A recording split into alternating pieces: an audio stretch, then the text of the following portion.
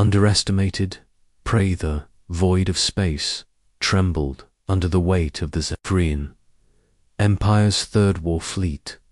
150 vessels of destruction hung in perfect formation, their crystalline hulls catching and refracting the light of distant stars like deadly prisms. Each ship was a masterpiece of engineering, stretching kilometers in length, bristling with energy cannons that could crack planets and shields that had never been breached in 3 centuries of conquest. Supreme Admiral Korath stood on the command deck of his flagship, the Eternal Dominion. His forearms crossed in satisfaction as he surveyed his armada through the massive observation windows. His scaled skin shimmered with the blue-green hue that marked him as one of the Zephyrian noble class, and his triple eyes focused with predatory intensity on the tactical displays surrounding him. "Report, Subcommander Vextol," Korath commanded, his voice carrying the authority of countless victories across the galaxy. The younger Zephyrian officer's headfins fluttered nervously as he consulted his instruments. "Supreme Admiral, our long-range sensors have detected a single vessel in the contested zone. It appears to be of human origin." Korath's mandibles clicked in amusement. The humans had been the newest species to stumble into the galactic community barely 2 decades ago. Their primitive chemical rockets and metal ships were sources of constant mockery among the established powers. That they dared to venture into space, claimed by the mighty Zephyrian Empire, was either breathtaking arrogance or pitiful ignorance. "Display it," Korath ordered. The main viewer shifted to show a distant speck against the starfield.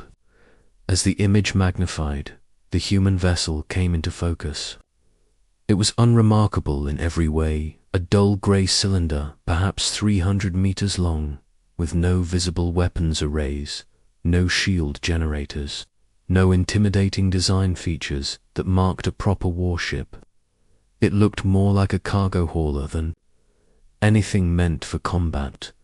"This is what the humans send to challenge us." Subcommander Vextol's voice dripped with disbelief. "It's smaller than our escort frigates." Across the bridge, other officers joined in the derision. The Zephyrians had built their empire through overwhelming force and technological superiority. Their ships were works of art as much as instruments of war, designed to inspire awe and terror in equal measure. This human vessel looked like it had been assembled in a scrapyard. "Energy readings?" Korath inquired, already knowing the answer would amuse him further. "Minimal, Supreme Admiral. Basic fusion reactor. No detectable weapon systems. Primitive communications array. Their hull appears to be simple titanium steel composite. No exotic materials. No energy shielding." Korath's laughter resonated through the bridge like grinding stone. "Open a communication channel. Let's see what these mammals have to say for themselves." The main screen flickered, and the bridge of the human vessel appeared. The contrast was stark where the Zephyrian command center was a cathedral of gleaming crystal and flowing energy conduits. The human bridge was cramped and utilitarian. Metal panels, blinking lights, and officers seated at primitive-looking consoles. At the center of this unremarkable scene stood a human female in a dark blue uniform. She was tall for her species, with dark hair pulled back in a regulation style and eyes the color of Earth's ancient oceans. Her nameplate read E. Vasquez, and her rank insignia marked her as a captain. "I am Supreme Admiral Korath of the Zephyr Empire," he announced, his voice carrying the weight of absolute authority. "You have entered territory claimed by the Empire. State your business or prepare to be destroyed." Captain Elena Vasquez regarded him with a calmness that struck Korath as either impressive courage or fatal stupidity. When she spoke, her voice was steady and professional. "Admiral Koroth, I am Captain Alina Vasquez of the United Earth Systems vessel Silent Reaper. We are here under the authority of the Galactic Mediation Council to establish human territorial rights in this sector." The Zephyrian bridge erupted in harsh laughter. Territorial rights. These primitives barely had a functioning space program 20 years ago, and now they claimed territory in competition with one of the galaxy's great powers. "Human," Koroth said, his amusement making his voice almost gentle. "Look around you. I command 150 warships, each one capable of reducing your pathetic world to ash. You pilot what appears to be a converted cargo vessel with no visible weapons. Do you perhaps suffer from some form of mental deficiency common to your species?" Captain Vasquez's expression didn't change. "Admiral, I respectfully suggest you reconsider your position. The Silent Reaper represents a new era in human military technology. This is your opportunity to withdraw peacefully." The laughter grew. Louder, Sub-Commander Vextal wiped tears from his primary eyes. "Supreme Admiral, their vessel is so primitive our sensors can barely detect it. What new era could they possibly represent?" Koroth leaned forward, his predatory instincts taking over. This would be perfect an opportunity to demonstrate superiority while broadcasting the destruction to every human colony. It would save time by discouraging further resistance. "Captain Vasquez," he said, his voice now carrying the cold edge of death, "you have entertained me with your courage, however misguided. As a reward, I will give you 10 minutes to record final messages to your families before I demonstrate why the Zephyrian Empire has conquered half the galaxy." For the first time, something flickered in the human captain's eyes. Not fear, but something else. Disappointment, perhaps. "Admiral Koroth, I'm going to give you one final warning. Order your fleet to withdraw immediately, or face the consequences and consequences." Koroth's voice rose to a shriek that made his officers flinch. "You dare threaten me? A single primitive ship against the might of the Imperial fleet?" Captain Vasquez nodded slowly. "I had hoped we could resolve this peacefully. History will record that we tried." She looked directly into the camera, and for a moment, Koroth felt an unexpected chill. "Admiral, you're about to learn why humans are the galaxy's most dangerous species when we're cornered." "End transmission," Koroth commanded. "Target their vessel. All ships, prepare to fire on my command." The communication channel closed, leaving the human ship hanging alone in space like a minnow surrounded by sharks. Across the Zephyrian fleet, weapon arrays powered up, their crystalline barrels glowing with accumulated energy. It would be over in seconds. "Sir," reported the tactical officer, strange energy readings from the human vessel. Koroth glanced. At the displays, the human ship's energy signature had indeed changed, but only slightly. Probably trying to boost their shields, he dismissed. It won't matter. But something nagged at him. During their conversation, Captain Vasquez had shown no fear, no desperation. She had spoken with the confidence of someone holding a winning hand. How was that possible? "Supreme Admiral," came another report. "The human vessel is rotating to present its ventral hull toward our formation." On the screen, the Silent Reaper was indeed turning, moving with surprising grace for such an unremarkable vessel. As it completed its rotation, Koroth could see that the ship's underside was different from the rest of its hull. Instead of the dull grey plating, there was a section that seemed to absorb light, creating a patch of absolute darkness against the stars. "What is that?" Vextal asked, his earlier amusement fading. Before anyone could answer, the human ship's communication system crackled to life one final time. Captain Vasquez's voice filled the Zephyrian bridge, calm as ever. "This is Captain Vasquez, to all Zephyrian vessels. What you're about to witness is the result of humanity's greatest strength, our ability to turn our weaknesses into weapons. Admiral Korath, you mocked our primitive technology. You should have asked yourself why a species that could build faster than light drives would send such a simple ship to face your fleet." Korath felt the first cold touch of genuine uncertainty. "All ships, fire immediately." But before the order could be executed, the darkness on the human ship's hull began to pulse. When silence becomes deadly, the universe held its breath on the bridge of the Eternal Dominion. Supreme Admiral Korath watched in growing horror as the dark section of the human vessel began to emit a resonance that seemed to bypass his sensors entirely.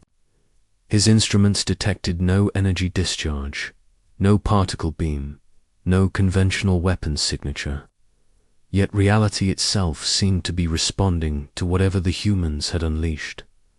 "Report," Korath barked, his voice cracking with the first notes of panic he had felt in decades. "Sir, I'm reading gravitational anomalies throughout the sector," his science officer stammered. "The human vessel appears to be manipulating space-time itself." Captain Vasquez's voice continued to broadcast across all frequencies, her tone remaining infuriatingly calm. "The Silent Reaper is equipped with humanity's most advanced weapon system, the Gravitational Cascade Disruptor. We discovered it by accident while researching faster-than-light travel. Turns out, when you learn to fold space, you also learn to unfold it." The darkness beneath the human ship was spreading, not like an explosion, but like a crack in reality itself. Stars began to dim and shift as gravitational lenses formed and collapsed in impossible patterns. The very fabric of space-time was being rewritten. "All ships, emergency jump to hyperspace," Korath commanded, his noble composure finally cracking. Full retreat. But it was too late. The gravitational cascade reached the nearest Zephyrian vessels first. The proud destroyer Vengeance of Kepler simply imploded, its crystalline hull cracking like glass as gravity compressed it into a point smaller than an atom. There was no explosion, no flash of light, just a brief distortion in space where a kilometer-long warship had existed moments before. The effect spread outward like ripples in a pond. But these ripples bent reality itself. The Zephyrian crews had no time to scream, no time to comprehend what was happening. Ships that had conquered worlds for 3 centuries were reduced to quantum foam in microseconds. "Impossible," whispered Subcommander Vexdal, watching his instruments as they recorded the destruction of everything he had believed invincible. "How can they control gravity on this scale?" Captain Vasquez's broadcast continued, and now Korath could hear something new in her voice, not cruelty, but sadness. "This is why we sent the Silent Reaper alone, Admiral. Not because we're weak, but because we're too dangerous to risk losing control. Every human ship carries this weapon now. We learned early that in a galaxy full of predators, the best defense is to be the apex predator." The cascade was accelerating. Massive dreadnoughts that had bombarded planets crumpled like paper. Battle that had broken the siege of the Andromedian Gate vanished into gravitational singularities. The Zephyrian formation dissolved as captains desperately tried to escape, but the cascade moved faster than their ships could run. Korath watched his life's work, his perfect fleet, his proud warriors, his legacy of conquest disappear ship by ship. "How?" he gasped. "How did we not know?" "Because you never asked the right questions," came Captain Vasquez's reply, somehow hearing his whispered words across the void. You saw our simple ships and assumed we were primitive. You should have wondered why a species that could build FTL drives would make their ships look so unremarkable. The answer is simple: we designed them to be underestimated. The gravitational wave was approaching the Eternal Dominion now. Korath could see space bending around his flagship, could feel the deck plates vibrating as reality warped. In his final moments, the Supreme Admiral achieved a terrible clarity. The humans hadn't sent a simple cargo hauler to face his fleet. They had sent a predator disguised as prey. "Your species," he managed to say into his communicator, "you're not prey at all, are you?" Captain Vasquez's image appeared one last time on his screen, and Korath saw the truth in her eyes. Humans weren't the galaxy's newest victims, they were its newest apex predators. And they had been hunting from the shadows all along. "No, Admiral," she said quietly, "we never were." The Eternal Dominion folded in on itself like a closing flower. In the space where the mighty Third War Fleet had assembled, only the Silent Reaper remained, floating peacefully among the cosmic debris that was all that remained of 150 warships. The gravitational cascade dissipated harmlessly, leaving the human vessel apparently unchanged. Captain Elena Vasquez stood on her bridge, watching the empty space where moments before the Zephyrian fleet had threatened human expansion. Around her, her crew worked with quiet efficiency, their faces showing no triumph, only the grim satisfaction of a job completed. "Captain," reported her communications officer, "we're receiving priority transmissions from 17 different species. They're all requesting immediate diplomatic contact." "I imagine they are," Vasquez replied. News of what happened here would spread across the galaxy within hours. Every species that had dismissed humanity as primitive would be reconsidering their position. "Orders, Captain." Vasquez looked out at the stars, where other species were no doubt scrambling to reassess the balance of power in the galaxy. Humanity had spent 2 decades being underestimated, mocked, dismissed as irrelevant newcomers. Today, that had changed forever. "Open a channel to Earth Command," she ordered. Mission accomplished. The Zephyrian Third Fleet has been neutralized with 0 human casualties. Recommend immediate deployment of diplomatic vessels to all major systems. The galaxy is about to become very interested in negotiating with us. As the Silent Reaper turned toward home, its unremarkable hull reflecting the light of distant stars, Captain Vasquez allowed herself a small smile. Throughout human history, their greatest victories had come not from brute force, but from being underestimated by their enemies. Today, they had introduced that lesson to the galaxy. The age of humanity had begun not with a roar, but with a whisper that had silenced the thunder of empires. Behind them, space itself settled back into its normal configuration, erasing the last traces of the Zephyrian Third Fleet. In the cosmic silence that followed, a new truth echoed across the galaxy sometimes. The most dangerous predators were the ones that looked like prey, and humanity had just taught the universe that lesson in the most final way possible.